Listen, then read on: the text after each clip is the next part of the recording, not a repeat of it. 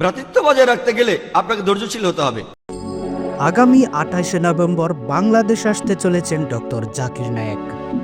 আর তাতে করে হিংসের আগুনে জ্বলে পুড়ে ছাই হয়ে যাচ্ছে দিল্লির সেই তথাকথিত প্রধানমন্ত্রী ও তার মন্ত্রিসভা।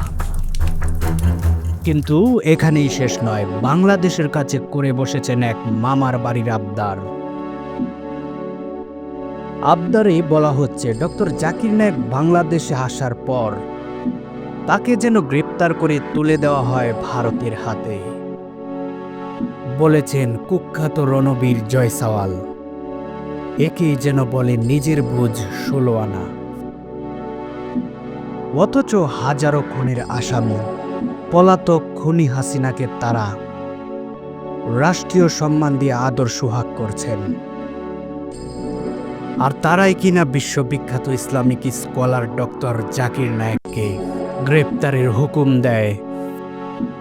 সাম্প্রতিক এই বিষয় নিয়ে কথা বলেছেন বাংলাদেশের একজন ইসলামিক স্কলার ও আসুন্না ফাউন্ডেশনের চেয়ারম্যান শায়েখ আহমদুল্লাহ। তিনি কি বলেছেন তার আগে আপনার কাছে ছোট্ট একটি অনুরোধ, আমাদের এই নতুন চ্যানেলটিকে আপনি একটু সাবস্ক্রাইব করে দিন। করবেন, কিন্তু আমি একজন সাধারণ মানুষ হিসাবে মন্তব্য করতে চাই যে যেই কথা ভারত বলেছে সেই কথা ভারতের খুব ঘনিষ্ঠ মিত্র দেশ মালয়েশিয়াকে তারা কতটা বলতে পেরেছে, বা মালয়েশিয়া কি তাদের সেই কথা আদৌ আমরা নিয়েছে কিনা বা তাদেরকে বলেছে কিনা আদৌ। মালয়েশিয়া তো ডক্টর জাকির নায়েককে অত্যন্ত শ্রদ্ধার সাথে সেখানে তারা গ্রহণ করেছে এবং স্থান দিয়েছে।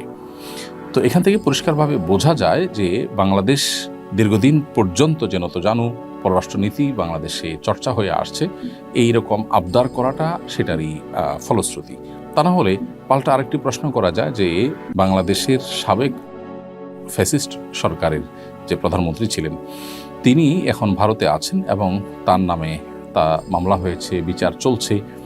ভারতের কি উচিত না তাকে বাংলাদেশের হাতে তুলে দেওয়া? বাংলাদেশের হাতে তুলে দেওয়ার সে কাজটি ভারত করেছে, অথচ তারা জাকির নায়েকের মতো একজন দায়ী মাজলুম, যার প্রতি অন্যায় অবিচার ভারত সরকার করেছে দীর্ঘদিন পর্যন্ত, তারা সে অন্যায় করবার আবদার আবার বাংলাদেশের কাছে করেছে। এটি খুবই হাস্যকর এবং অবাস্তব। আমি একজন সাধারণ মানুষ হিসাবে, নাগরিক হিসাবে আমার মন্তব্য এটি। এর আগে 2014 সালে ভারতের বিজেপি সরকার ক্ষমতায় আসার পর একের পর এক মিথ্যা মামলা দিতে থাকে ডক্টর জাকির নায়েকের বিরুদ্ধে। এই ভূমিকায় শুধু বিজেপি সরকার নয়, রয়েছে বাংলাদেশের সেই অবৈধ সরকারও। ভারতে পলাতক খুনি হাসিনা 2016 সালে এক সন্ত্রাসী হামলাকে কেন্দ্র করে সেই মোদির চাওয়াতে আরও একটি মিথ্যা মামলা করেন ডক্টর জাকির নায়েকের বিরুদ্ধে। আর তখনই বাংলাদেশ থেকেও বন্ধ করে দেওয়া হয় পিস টিভি। তাই আমাদের দাবি ডক্টর জাকির নায়েককে যেন বাংলাদেশের রাষ্ট্রীয় সম্মান দিয়ে প্রবেশ করানো হয়। এটাই হবে দিল্লির সেই মন্ত্রিসভাকে দেওয়া একটি কঠিন জবাব। আসসালামু আলাইকুম। সবাই সুস্থ থাকবেন, ভালো থাকবেন এবং ভিডিওটিকে শেয়ার করে দেবেন।